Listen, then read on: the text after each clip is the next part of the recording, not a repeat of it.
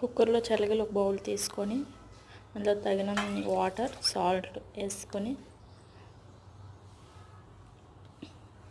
5 whistles పెట్టుకోవాలి.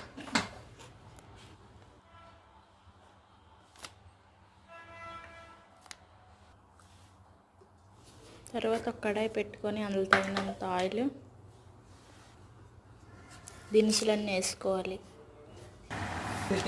కొంచెం heat ఎక్కాక అందులో బౌల్డ్ అంటే 2 కప్పులు ఆనియన్ వేసుకున్నాను.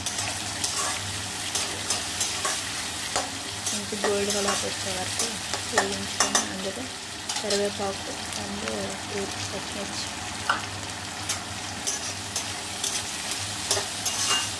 కలుపుకోవాలి. నెక్స్ట్ అందుకు తగినంత పసుపు,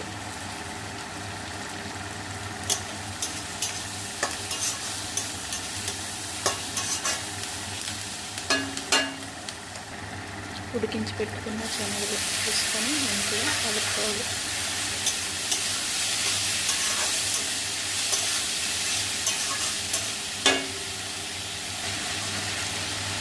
అందులో కారం, తగినంత కారం, సాల్ట్, ధనియాల పౌడర్ వేసుకొని మంచిగా కలుపుకోవాలి.